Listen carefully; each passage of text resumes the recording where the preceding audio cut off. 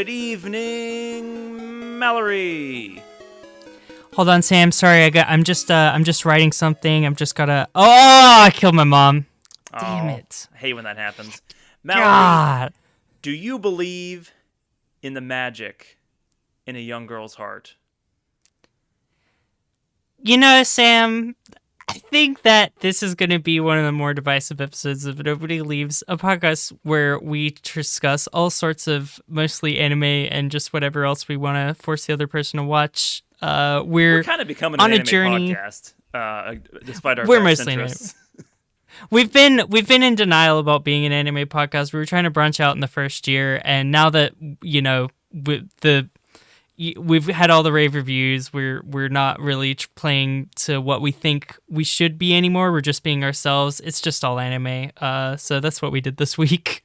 Mallory, this week we are looking at Witch Hat Atelier, the hit new anime of the 2026 season. Based on the cult manga, I suppose.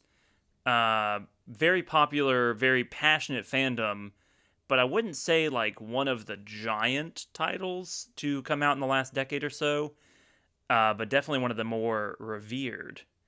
So if you have anything bad to say about this, keep it to yourself. I will. I'm not going to be expressing any kind of challenging or controversial thoughts on this podcast. So don't worry, fans of this series. Rest assured, kid gloves are on. We're gonna keep it, just nice and light. Sam, I do want to start in this episode, as I've recently decided that I think it's a good way to structure the podcast, with the Gush Zone, sponsored by Gushers. Unleash the unstoppable flavor inside. I think we should start with the positives, legitimately, because there are positives, and I don't think. What audiences are not privy to is that Mallory told me 30 seconds before we started, I don't know if I liked this. And I'm like sitting here going, what does she not like about it? Normally in a podcast episode, one of us brings to the table something that they really like. This is a scenario where I brought to the table something that I think I'm going to like, that I had not seen, and that I'd heard whispers through the manga grapevine for years and years, and vague posting and random panels that look spoilery but you don't know the context. And I've just heard people heap praise upon praise upon praise on the source manga for this anime that we're talking about, first 3 episodes to be clear. So it was finally time to explore it. And so I threw it out there as like everyone says this is good. We're gonna like this. Mallory, what did you like about it? Well, Sam, I think that we should also address that we have watched 4 episodes of this. I think that episode 5 is coming out like as we're recording it, so we are very much like in the beginning stages. This is first impressions of the series. We will be revisiting. Some of us pitched 3 episodes last week and said we're only watching 3, right? And then watched 3, and then got here this morning and said, "You watched 4? That's fucked up." I think that hey man, listen, they don't call it the 4-episode anime test. They call it the 3-episode anime test.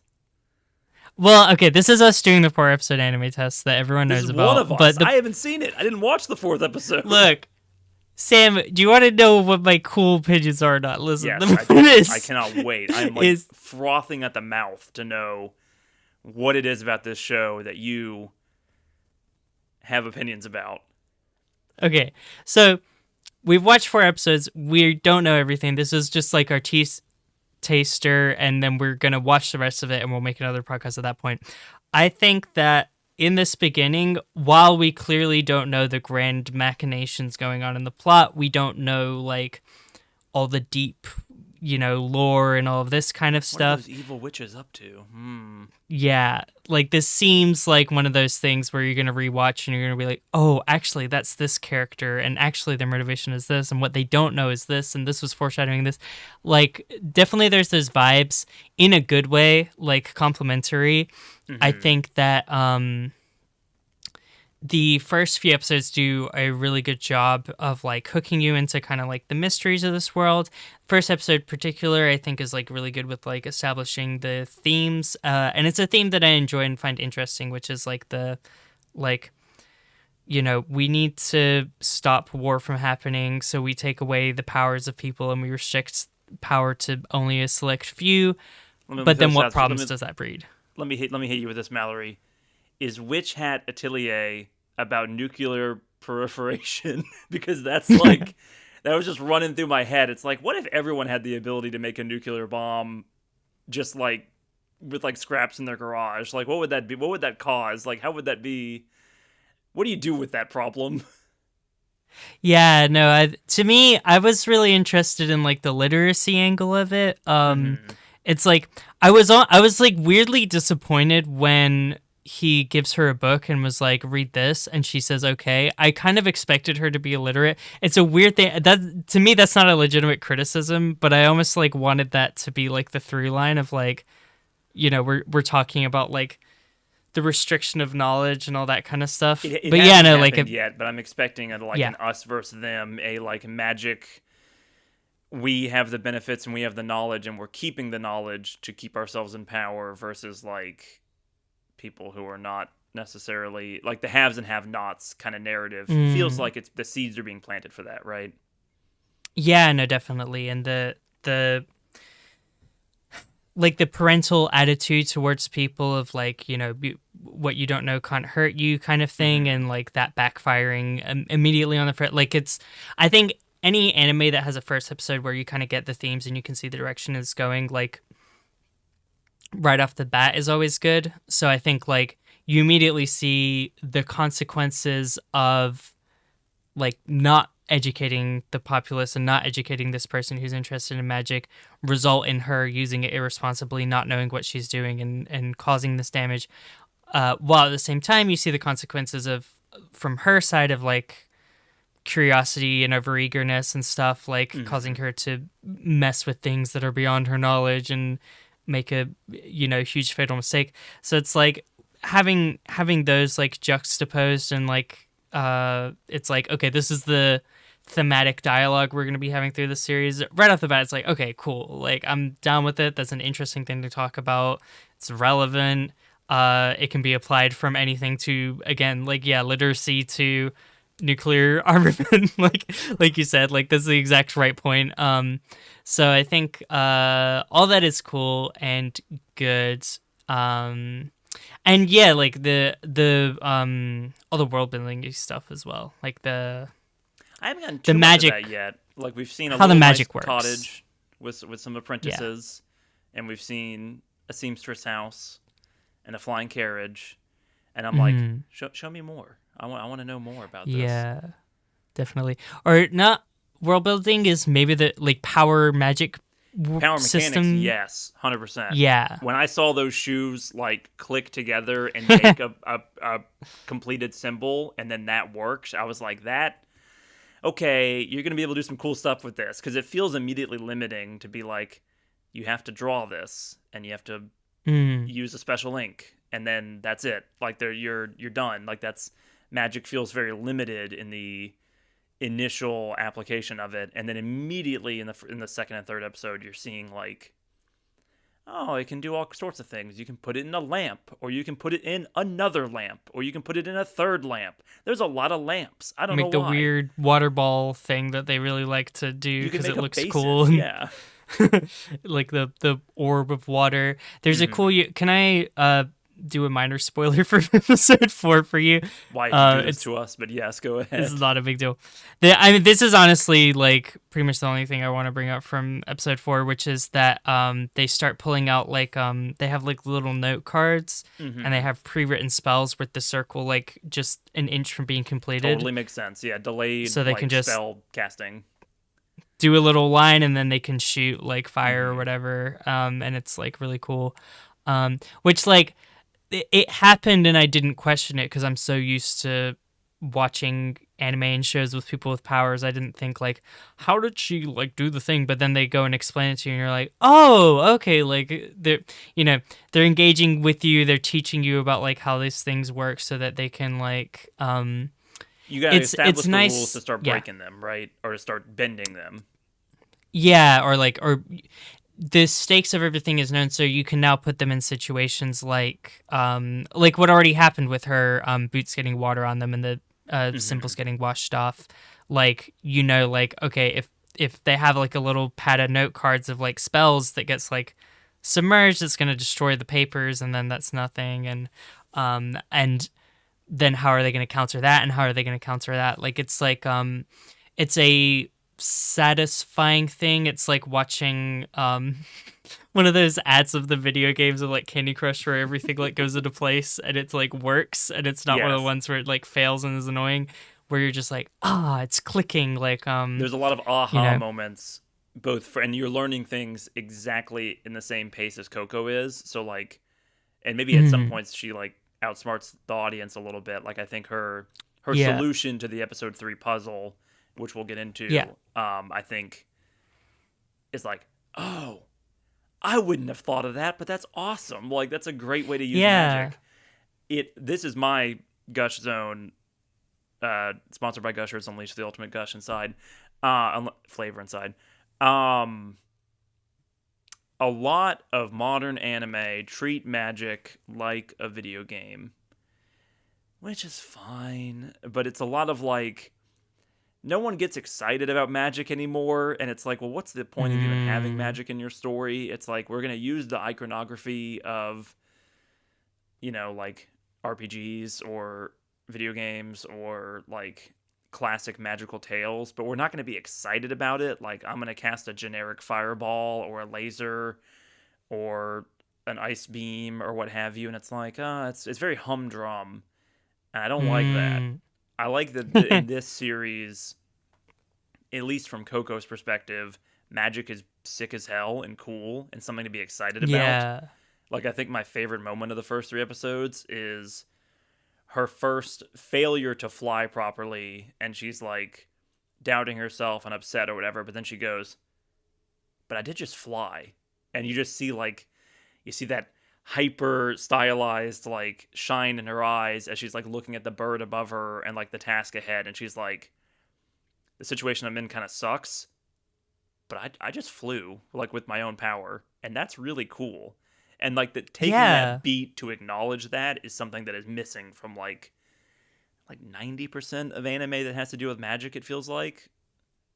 Yeah, no, totally. It's that like slowly building into the world, like, inch by inch, block by block, and having the character be amazed like at these different revelations. Like, it conjures to mind like the better parts of Harry Potter, like I was just gonna say, like I can hear that John Williams score, and like there's those first couple movies spend a lot of times just being like, Daniel Radcliffe is looking like wondrous right now, and he's like, I can't believe I just went through a wall, and it's like, oh, that's sweet. Totally. Yeah, or like the and that works because you have the same thing. You have characters that are like, this is normal, and they're Ron's like, yeah, that's Bunga Bingus or whatever, and then like I think Harry's there's a desire to skip that's Bunga Bingus like portion of a story, because it's like, it's a little trite, and it's a little like or trite, and it's a little you got to do it well.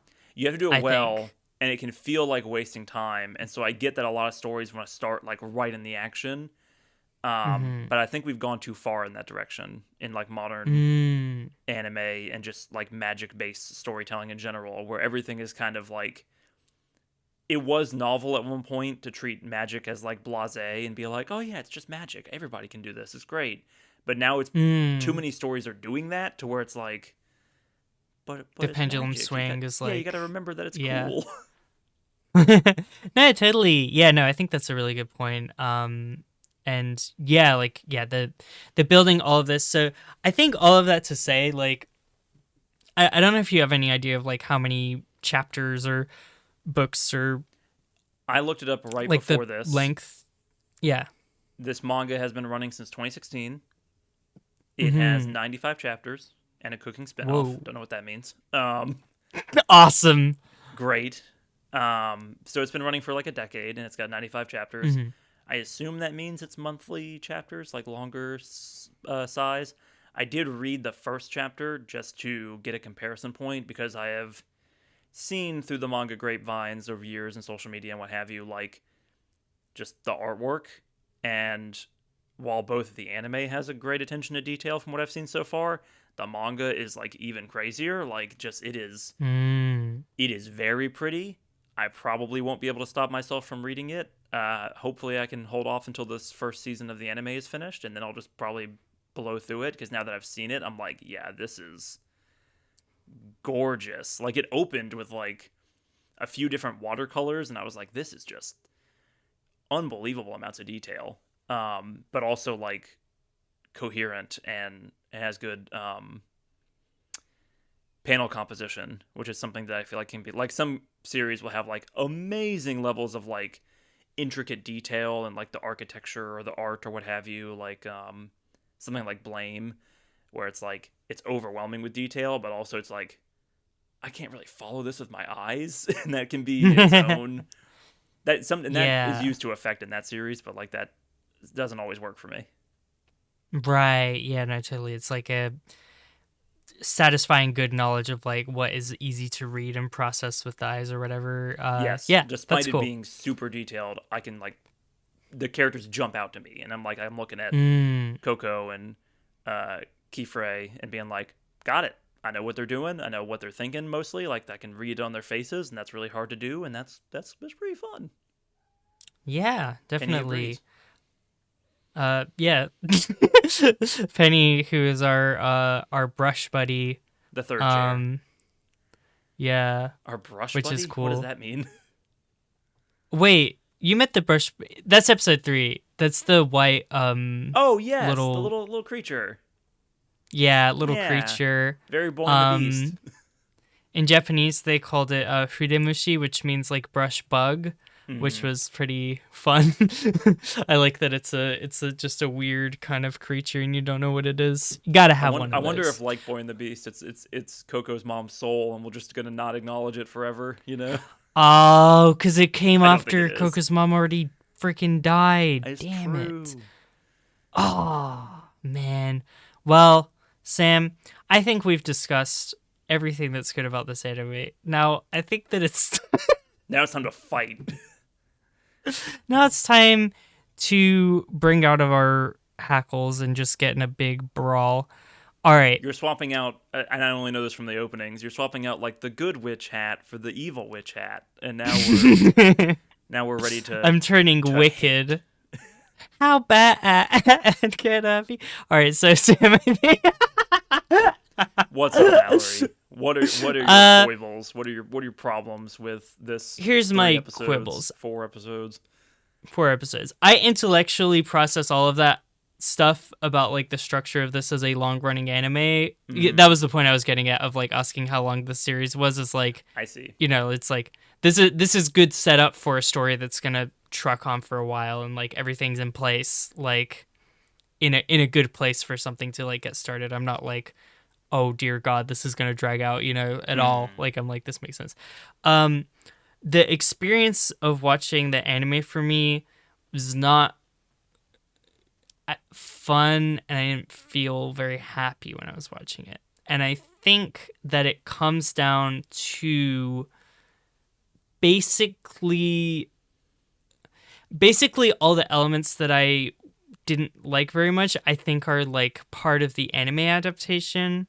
So I think that I like, and as I was kind of watching it, I kind of had a feeling of like, I bet the manga's better than this almost. Or I was like, I bet that like it felt like there were decisions made, but I don't know. Like I haven't seen the manga panels. I'd have to like give me some specifics. Read like it. What in the, is it, are we talking presentation? Are we talking story? Like, what are we talking here? I think that it is art direction and voice acting. I think the art direction is very... Okay, obviously, this is very beautiful. And they're really good at drawing a picture, and they're good at animating a thing happening. That are, like, so individually drawn, and yes, but... Yeah, someone slaved over this for a very long time. Sam, you said you said there were like 47 employees at this I looked up animation Bug Films, an animation studio Uh-huh. I'm not very familiar with, and it was like, oh, Mhm. 47 employees. That doesn't mean anything because so much of anime is like contracting and subcontracting, Outsourced. and there were other Yeah. anime studios in the credits. I saw Ufotable was one of them, who does Mm. like the Fate series and also Demon Slayer. But yeah, so look, a lot of work went into this. It has the same feeling to me of something like Chainsaw Man, where it's like, oh, this has people who are passionate about it. Like this clearly has like Mm. some of the better animators in the business being like, I want to work on that because I care about Mm. Witch Hat Atelier from the manga or from, the source Mm, material. And that's not always the case. Like, I don't know if people are Yeah. waking up every morning being like, I cannot wait to work on generic isekai anime number 7 Hey, of this name season. names, Sam. You I'm trying you to hesitated. the problem is they all like wash over me and I forget them, right? Yeah. Like SAO is the only one I know, so I just rag on that. I'm sure there's Berserk like way of the worse Gluttony ones. is one that came out like last season or something. Like, I don't know. I don't watch a lot of this, so it's also. Yeah. I stand by. I said this to you before we started recording. I think you and I need to watch worse things on this podcast because we're only watching like this is everyone's favorite anime of the season, and this is the second or third best movie of last year. Like, we only are watching like the top, and so I think that makes it. Mhm. I think it makes us pickier, which is fine. But there's much worse generic anime magic fare. Yeah. I wouldn't call it generic. I think, well, okay, there's maybe part that this may be getting more into the voice acting stuff. Are you talking about the Coco hyperactivity, like I'm rolling around on the floor, or I'm turning into a puddle, or I'm becoming like a chibi moe blob? Like, what are you talking about? I think it's almost the opposite. I think that it's so detailed and it's like they clearly put so much effort into this. They either had so much money or were so effective at using what resources they had to like put so much like juice into this that I'm often watching it. It's almost like overdrawn at times, but I think the thing that really gets me, I was really trying to explain what it is that bothers me about the way it's like done. It's not necessarily any of these elements. The feeling that I get. We are both not animators for the most part. Yeah. So, I'm trying. our dictionary, I cannot draw our this. vocabulary I'll is tell you not going that. to be the best, but we are going to try and do it together. Yeah, okay, the take I had, it's the feeling that I'm left with after watching this is not one of identifying with the protagonist in a way that I feel like I should, and it feels more like I'm supposed to look at the protagonist and be like, wow, how cute is she? And the word I kept thinking about the word male gaze. I don't like the word male gaze because it's like I think can be overly simplified and make things more about gender than they need to be, which I don't think that's merchandise the point. gaze. How do you feel about that? I like that. I think like subjectivity versus objectivity. I don't feel like Coco is the subject of enough of her scenes, and I feel like she is the object in a lot of her scenes in a way that I'm like. And not even like I think people put a lot of the other reason I don't want to use male gaze is I feel like people put a lot of like sexual connotation on that. Sure. Which in this conversation, but in this subject matter would be very, very creepy and very, very you're just like yeah. But it's less about that and it's more just about it feels like we were talking about K-On! before the we started. I brought up wanting to reference K-On! It feels a little bit like that, where it feels like I'm supposed to just look at this and be like, wow. Like, I don't necessarily need to say moe blob. I don't know if she's that blobby. Like, but it is like, there are certain shots that like stick out in my mind. And like, I'm sure I could do a fucking frame by frame analysis. Like and I'm sure Fabergé egg, right? It's like, yeah. look at this anime Yes! character with like so much detail in her clothing and her hair and her sparkly eyes, but you don't know too much about her yet. I'm going to push back a little bit where I start to really connect with her character in that third episode in like, and it's stuff that you've seen in a million stories, right? Like it's very, so far it's very hero's journey. It's like I have a initial tragedy and I have a start of adventure and I get my magical items and then I have my first challenge. Like, but it worked for me in that third episode, but prior to that, it's like, this is a girl who likes magic. That's a pretty generic starting point. What are we going to do with it? And I'm more positive on the series on its potential. Now we are looking at a small chunk of it, right? Than necessarily its first 3 episodes. There are some standout scenes that we'll talk about that I think make me like confident in that assessment. Yeah, no, I agree. I would say, yeah, like episode 3 is giving me the most of what I want, which is, yeah, because now we're like with her trying to deal with the problem and we're putting it like, it puts you in the shoes of like, what would you do in this situation? How would you solve the mystery puzzle? I'll give you 3 seconds to count down. Here's how she solved the, which is like, I'm making fun of it, but like that's good. Like that is like you're in the shoes and you're like exploring, and the vastness of the world. Like you feel like a small little girl like looking at that because you're like seeing how big and like you're seeing the perspective of everything. I think in the first like couple of episodes especially, and like even through like 3 and 4 like repeatedly, like it's just like too much of like. It just feels like the camera is like looking at her a lot. There's specific shots that jump out of my mind. There's like one in like the first episode where it's like it really stuck out of my. She's like drawing the lines, and I think she's like preparing to draw like the line on the clothing of like where she needs to cut it. While like Kiefer's like watching her, and she was flustered about like meeting a real life witch or whatever, and she's like trying to calm down, and she just like and it's like the camera's so close to, like her head is taking up so much of the camera, and it just feels like I feel like I don't think this is Kiefer's perspective, but I almost feel like I'm from Kiefer. This was the thought I had. If you edited a reverse shot of someone, like say if you edit in a reverse shot of someone looking at her and being kind of like blushing a little bit and like looking from far away, you would be like, oh, this is a scene where this character is falling in love with her because she's so cute or something. Right. This is the love interest. In a way, that's not a bad, if you're trying to create a love interest that is attractive to someone, that's not a bad thing.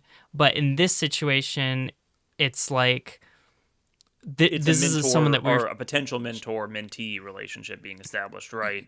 Yeah, and it doesn't show a reverse shot of him, which it's like, so it's not about him observing her, it's about you, the viewer, observing her. So it just, like, the point that it's getting across to you, like, what it's visually telling you is, like, isn't she cute? You find her cute, kind of. And then it's, like, to me, in a way that isn't, like, imagine having to work as a seamstress in the medieval time or whatever, which is like what I feel like it should be. Yeah, not in that scene in particular. Like in that scene, to me, it was about the work, and maybe that's because I was already kind of connecting the dots. I'm like, oh, these skills are going to be relevant later. But I think the sound design's really good there. Like it all, like the music kind of like ducks, and then you have the scraping with the medieval seamstress tools, and to me, I was like, oh, how's that tool work? And what is she doing right now? And what's it going to result in? And so I got kind of caught up in the work as the character's getting caught up in the work. And to me, it became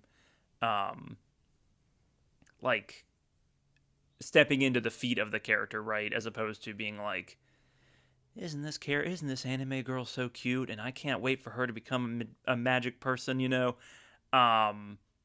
other scenarios, I felt the way you felt, where it's like it's a lot of like wallpaper art like scenes. I don't know. Reaction gifs. Sure. Like that's kind of it. And I don't think it's that bad. I don't think there are any moments that are actually like that, gifable, but it felt like it felt like K-On!, which the point of K-On! Is like, look how damn cute these girls are. And yeah, I don't know. There's a lot you could extrapolate from that is very negative. I don't necessarily think it's like automatically guilty of all the worst things people are going to do with it or whatever. Like there are some dark fucking ghouls that it doesn't matter how you depict your young female characters. They are going to, we approach anime and manga with a skepticism and a cynicism because the industry is admittedly like plays into those tropes knowingly, actively, all the time, catering to and cultivating that audience. Yeah, like and that's like my that's least an favorite unfortunate part of so many things we've talked about that I love. It be Dawn to Dawn, or I think it's done with a purpose in Bugle Call, but we'll get into that later when we get further into Bugle Call. I have a lot of Bugle Call comparisons for this series as well. Great manga. It is like my, I feel like my sirens are always ready to start blaring. Like I'm always waiting for the shoe to drop and to be okay, here we go. Like, why are we looking at like a panty shot from a character that's underage? Like, what's going on here? It has not crossed that line in my mind yet. For sure. Yeah, really, and it's like I don't want to automatically accuse it of that. It's also like it's not less like I've heard the name of this show be brought up by like students before, and it's like female students, and it's not like, so like that's why I want to avoid like things like male, like people like anime and anime characters for all sorts of different reasons. Right. I think plenty of young girls like identify with like super cute characters that are like that, I just, and then this is where it's like your standards for this are too high. I was just like, this should be more like Ghibli, because they're putting the amount of money into kind it. Of a lot like Ghibli so far. Right. It's an unfair expectation, but it is also like, it has all the trappings. It's like a grand adventure. We're starting from nothing. Like it's Lord of the Rings animated. Like it's like, this is the hobbits leaving the Shire. Like it's like everything is so grand. They're setting up this thing, and they put so much sauce onto the animation for it to not kind of capture that feel. Like when you're watching, like I was thinking about like Kiki from Kiki's Delivery Service. Like when you're watching that, like yes, Kiki is cute, but you're not really fixating on that at basically any point. Like you feel like you are Kiki, like trying to figure out the big city, or like Chihiro from Spirited Away. Like the feeling that I'm left with after like the scene with like her parents turning into pigs is like panic and feeling lost, and like the adults won't listen to me, and like that kind of thing, in a way that, like when the first episode of like Witch Hat Atelier happens, like even in her like dramatic crying out for her dead mom moments, it's like it's just like really just zoomed in on her face so much all the time. I'm just kind of like, I don't know, man. Like it's some weird directing choices, and yeah, they're like choices where it's like you could have put this energy into other stuff. Yeah, I'll give you this. That's my main criticism. I'll give you this, and I'm already thinking of anime we should watch that is way worse than what we've seen so far from this. I'm like, we gotta go. Yeah. We gotta go down. We gotta go deeper and worse. And I'm so good. We've flown too close to the sun. What's up? We've flown too close to the sun with our. Because we're comparing this to, comparing this Kiki's Delivery Service, comparing this Spirited Away. Like these are some of the absolute cream of the crop. Like. Best to ever do it, like it is I like the way people talk about Witch Hat does seem to be like rising to that occasion, or trying to rise to that occasion, right? So it's worth being hypercritical about this, because it is the number one show of the season, or what have you, or possibly the year. To me, I did have a feeling on a character and plot level watching these first 3 episodes of like, oh, this is it? Like, this is the thing that everyone is, like, obsessed with and is, like, going crazy about and loves and has been, I see a lot of very 2026 therapy speak terms being thrown around with this series all the time. Like, I just see this. That's how you know. That's how you know. You know the moody When girl they start... who tries to get her killed, Agot? Like, I just see a lot of, like, that character and, like, trauma, like, thrown around. And I'm like, I don't know what any of that means. I'm trying to avoid spoilers, what have you. But I'm like, this is a show that people clearly put a lot of themselves into and care a lot about. And consider very, like, emotionally or character rich. I haven't necessarily gotten that in the first 3 episodes. When you start seeing like people like having the mental health diagnoses paired with each character on like a big poster, like 100%. All right, like I had this feeling of, is this it with these characters? And I think that is partially due to the fact that we've only watched 3 episodes or 4 in some of our cases. Yeah. And even in those 3 episodes, there is this like sinister undertone that I have been noting with interest, because I could see this being like a series like Dungeon Meshi, where this is mostly like plucky and happy-go-lucky, but also sometimes people get murdered and sometimes people get like do horrible like necromancy and it gets really real for a second and you're like, wow, I did not expect this to have this level of like horror to it for a second. And I kind of hope it goes there, and I kind of hope it does, even if it's like implied horror. Like sometimes that's more effective, like in a cutesy, you know, magic is in a young girl's heart kind of series. And here's the sinister watch. Here's what I got so far. Okay. You said Sinister Watch to me before we started watching the episode, and I'm like, man, I cannot wait for the Sinister Watch to begin. I would love that for me to be a weekly segment. I'm noting with interest some of the details that are just kind of peppered through these first 3 episodes. Hit me. Magic cannot be used, should not be used on people. That's banned. Including healing. That's really. Yeah, it was just thrown out there. Like, he's explaining a lot really fast in that. I think it's either the second episode. I think it's the second episode. I didn't notice that. That's interesting. And you immediately have Coco in the third being like, what if I draw this on my feet? And I'm like, that's a horrible idea. Like, what would that do? That could really mess things up. Like, I'm scared about the implications. I'm scared. Like, what would that do to you? Is that like it's taboo, so don't do it. And she doesn't do it. But the fact that she thinks of it makes me think that she will eventually break those rules. The 2 other like apprentices who are like, oh, you're an outsider and you used forbidden magic and that's taboo, and like everything gets really dark for a second. Like the directing of it's really cool with the lighting before Kiefer comes back in, and I was making a great point, and then I said Queef. It's his name now. Kiefer comes back in, and then like all the light comes back on. It's great. Whatever. Fuck this series. Yeah. No, sorry. Just thinking about this like really hot anime band that like is definitely a bunch of people's heartthrobs being called Queefy is hilarious. Sorry. Anyway. Yeah. No. I know what you mean. Like the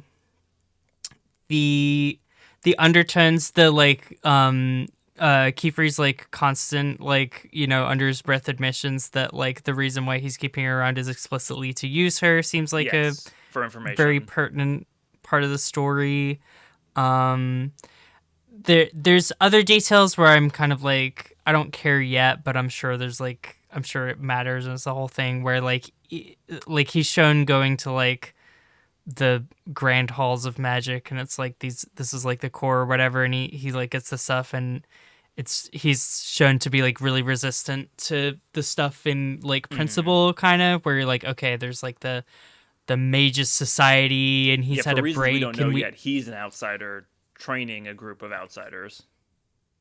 Yeah, which is very interesting. It's like, are we gonna sympathize more with the like main school, and Kiefer's kind of like a weird outcast and we don't realize yet, or are we gonna sympathize more with him and the main school's really corrupt? Probably a mix of both. Probably both are more gray than we think. And I feel like almost never a series like this will be like, you know what's actually great?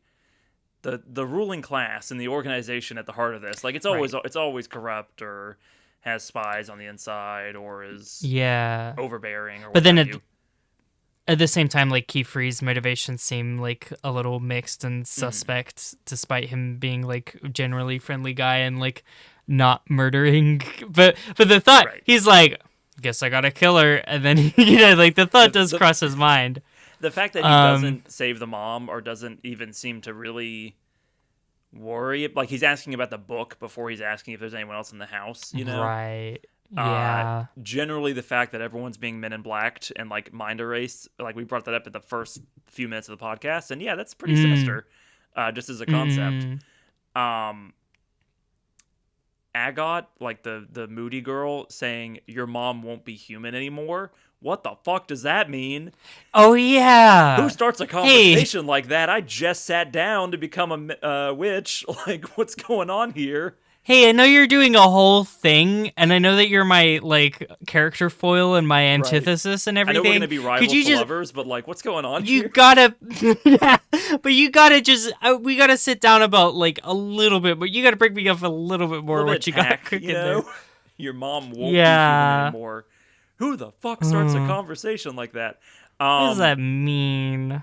Kiefer, one of the last things he says in the third episode, where she gets her like her Iron Man suit, she gets her cool blue uniform, which I saw people gushing about online about like all the intricacies of the buttons and whatnot, and it's like, yeah, I like some like ASMR or like visual ASMR of like, let's like just get really well animated of like someone putting on a cool robe.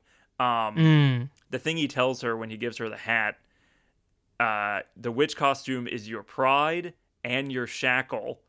What does that mean? Like, there's a lot of like, you're going on a path that you may not like by becoming a magical girl. Where have I seen this before? Crazy. But also like, oh no. Yeah, no, definitely. And then you have the obvious, like the crazy masked organization. What was it? Did they have a name? Do you remember what they called them? Like in the first 3 episodes, not really. The Twisted Hats or something. Like there's some crazy. They're like kind of the like people who are bringing back like forbidden magic or something like that, right, and one of them gave witches. Her the book, and it's like, it feels like there's gonna be some like, well, actually they got a point in like this, that, and the other, and like we thought that we should hate them, but actually that feels like something. But obviously, there's a whole lot we don't know. We got to get back to the negatives a little bit, Sam, because you mentioned a point that I had wanted to bounce off of, which was the feeling of like, oh, this is it. To me, I felt that a lot with the main cast, and this was my other main criticism. I think like voice acting is a lot of what kind of rubbed me the wrong way with these characters, and just like that, and like humor, like jokes not hitting. I listen. You're not going to hear me say anything positive about the other two apprentices. Yes. I think that they hit me as very generic and then I think just the one with the pink hair, Tessia, has like a really like just over like, oh, I like it just feels like her voice is like made to be in a way that it's going to be on the pachinko machine where it's like, do a good job, I believe in you. Like it's just like that kind of like just the grating kind of, and also the like soft spoken like I'm just a small bean character. Those are like nails on a chalkboard for me. Like they are. Yeah, it feels like I'm meeting two more members of the Bocchi the Rock band. Like I'm like, this is going to be a little generic. Or you're talking about the merchandise gaze. It's like, this is, I'm going to latch onto this character because I'm soft spoken when I go to school or whatever. It's like, all right, because I'm deadpan and I react to, and she's just like, go this way, do that. This is crazy. And then there's a part, I think it's like the end of the third episode where Tessia's being like, oh, I'm so happy that like you came back alive from the thing. And then like Deadpan Girl is being deadpan and Agot is being fucking pissed off, and like Kiefer is being like, you must become the ruler, like this is the shackle that will bind you or whatever. And Tessia says, I'm the only one that's being positive, or something. Am I the only one who was worried about her dying? Mm-hmm. And you're just like, it's really like, I don't know, man. It's just I don't like it. I don't like it. I got is the only one I think that has had stuff to do is like a character where it's like, yes, she's embodying like a trope. Like a trope is not inherently a bad thing, but it's like she's like her conversations with Coco are like about things and they're specific and Sure. she takes actions in the story in a She way has an that our extreme introductions to attitude these for some reason, right? Like we're gonna find out why, and it's probably gonna be Yeah. compelling and interesting. I'm Yeah. hoping.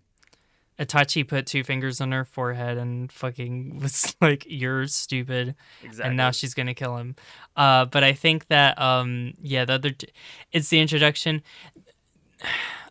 There's a little bit more hinting to this. Can you jog my memory when like Coco first comes in the thing, like are they do have a negative reaction to her? Like, oh, you're the forbidden person. Bubbly and Deadpan are both like, oh, you're the person people have been talking about who used forbidden magic. And there's also a line later where Keyfree is like, or someone says to Keyfree, forbidden magic hasn't been used in 4 years. So it seems like what Coco did is a huge taboo. And there's some imagery in the opening that seems to suggest that she is gonna face some ostracization for that. She also like fantasizes about that when she's on the island of floating islands, like by herself, and she's like, there's also like the implication like, oh, the people I'm gonna be studying with have been studying it since they were children, and I'm a novice or whatever. Like, there's just like these ultra serious moments so far don't feel like they're appropriate or like the seriousness of the scene or the tension of the scene is matching like the imagery. But I could see as we get into whatever these scarier witches are, or more into the implications of like, is what Coco did actually reversible? Like I could see it becoming more psychological, more dark, more spooky, etc. Yeah. It hasn't yet, but some of the scene direction makes me feel like it will. Like I think the other standout scene to me of the first episode where she's hasn't finished the final magical circle that's gonna kill her mom, and it keeps cutting the kill her mom spell. The kill her mom spell.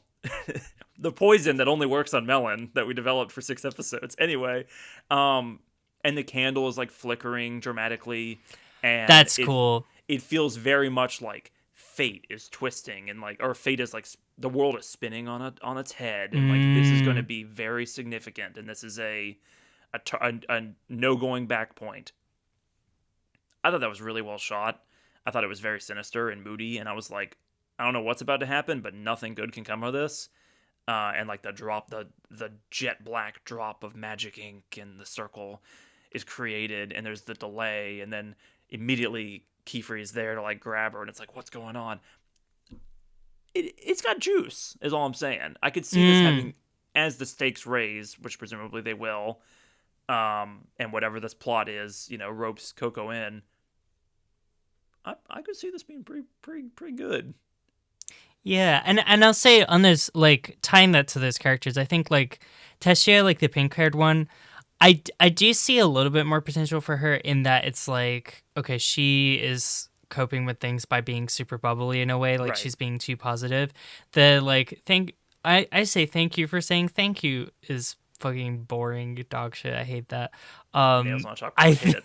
Immediately hated it. But it's like it's one of the, when that's a character trait, that's all right. It reminds me there's a character in Digital Circus, which we will be watching soon, as you know, where he is like mocking and he's always like making fun of the other characters, and like sometimes you're like, okay, that quip wasn't that funny, but then you're like, no, that's like characterization. Like he's like, this is not a scene about like you being like, oh, that guy always says such a funny line, he's talking like that, but this is a scene about like, oh, this guy is like coping so hard and like clutching at straws to try and find something to tease about, and that's a piece of characterization.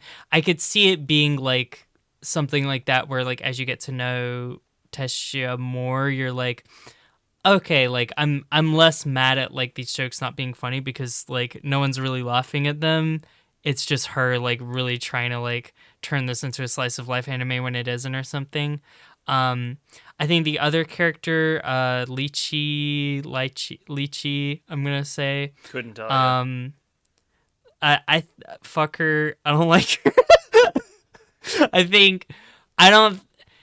She has to be funny. I don't see a way of her character working if the deadpanness is not funny, and it's not funny.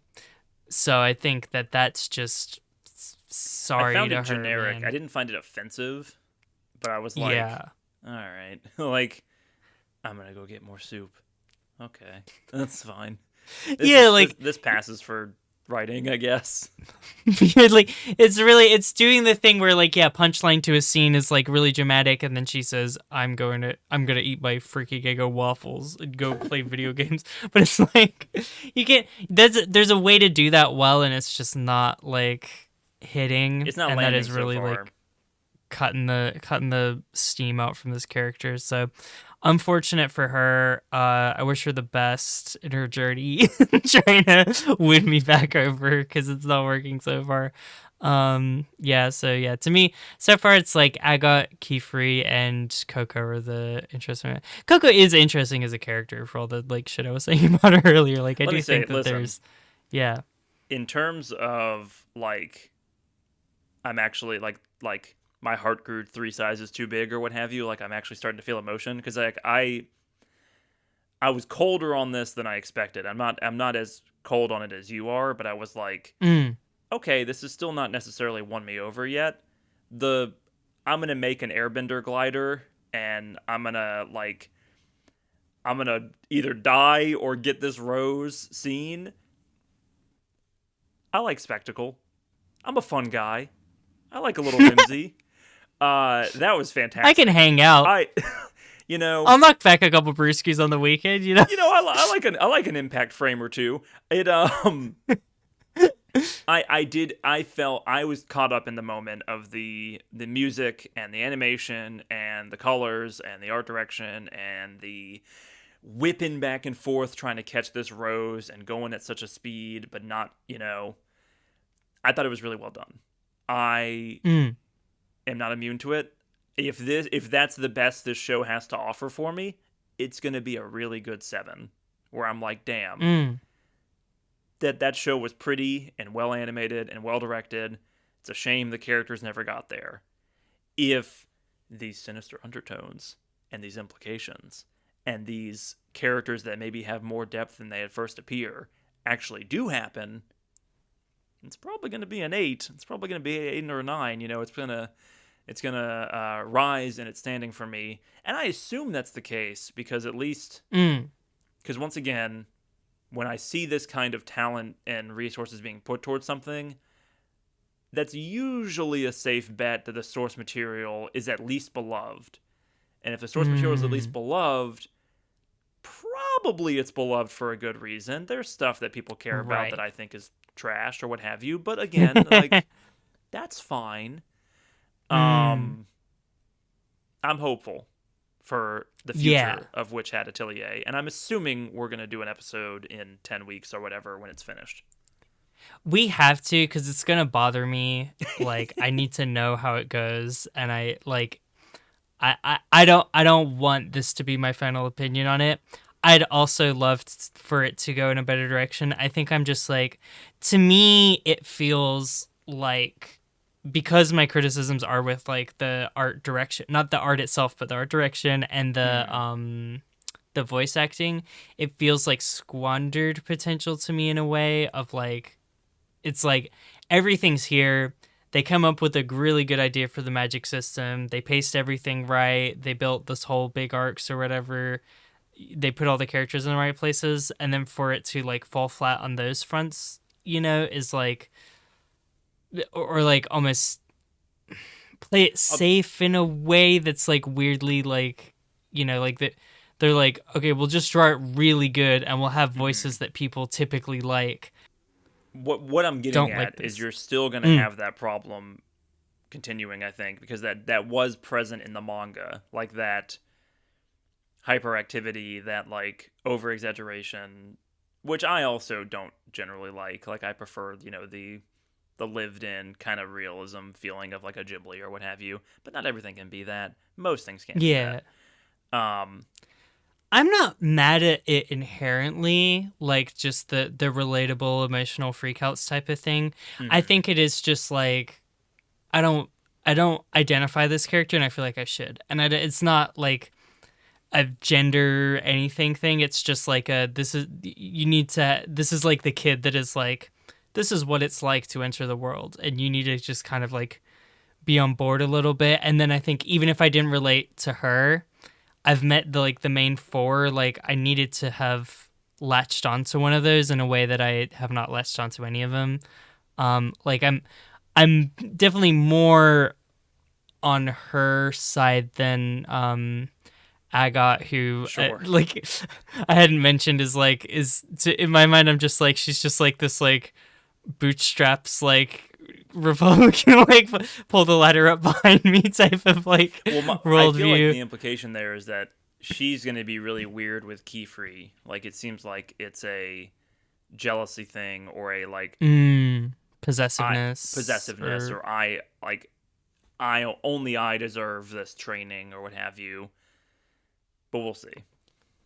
yeah, no, definitely. Like Agot reminds me of people I know in real life, so I'm definitely like, okay, in that equation I like identify more with Coco, but I'm like, yeah, I don't know. This is I've yeah, and to me it's like literally a fucking camera thing. It's just like of the subject and object type of shit where I'm just like, I feel like I should be more in this person's shoes than I actually am, and that's unfortunate. And I also think that sometimes they might be a little too precious with her, and she might be a little too pure, and that's like maybe a broader like, let women be weird in a way. I'm hoping This that doesn't. that ends up not being the case, but that's my biggest fear as well. Or that's my biggest fear. Mhm.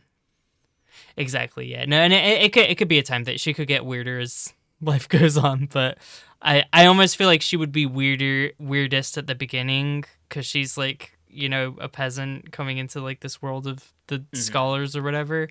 If she was gonna be weird, I'm not dreading watching more of it in the way that I would dread watching more of Beastars. In that, like, as much as I'm being like negative on the visual direction, like the visuals do look very beautiful and pretty. So it's like you can, like, worst case, you can turn your brain off and be like, oh wow, But like wouldn't it be sparkles. better if it had like generic After Effects, like red and blue smoke, and it looked like an Alienware commercial? Like, wouldn't that be special in its own right?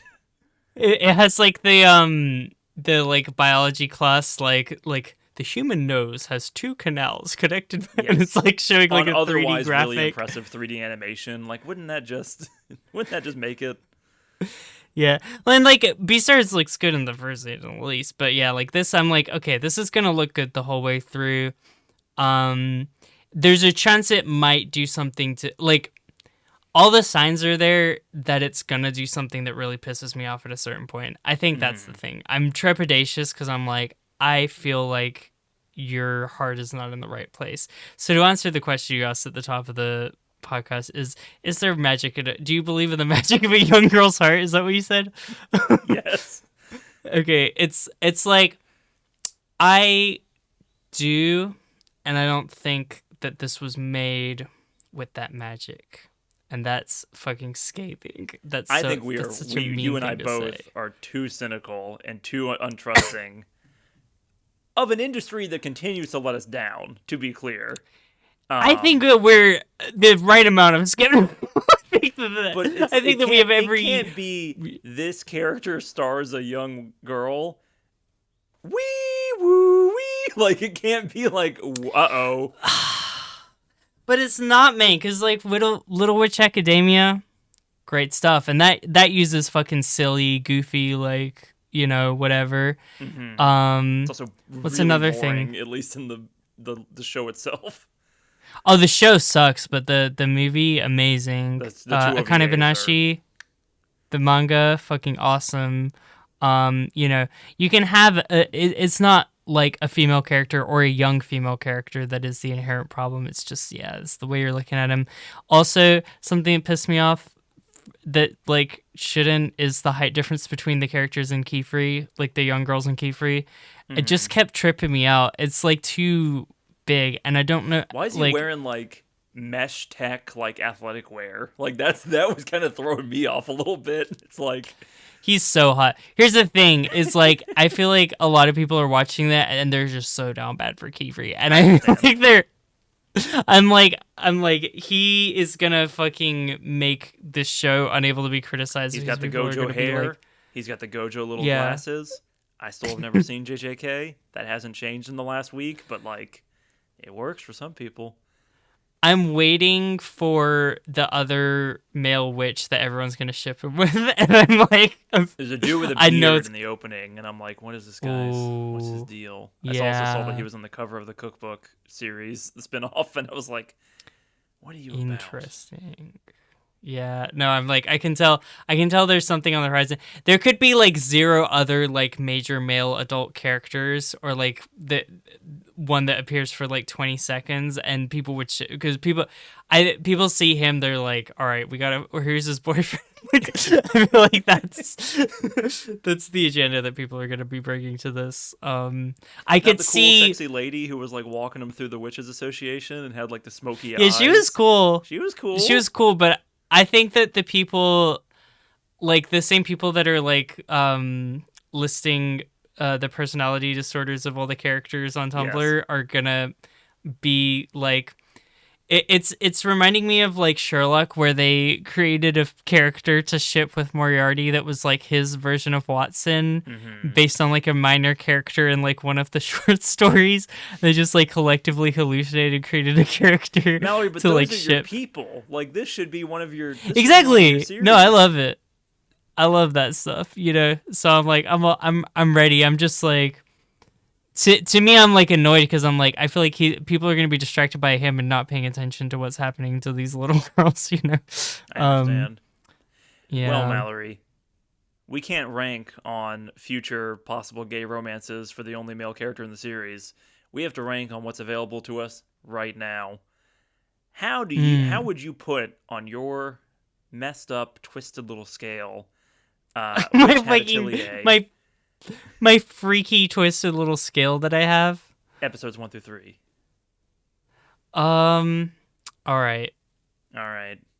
My tiers are. I think we're using tier. I think I've rated pretty much everything positively this time. Mm-hmm. So I think that is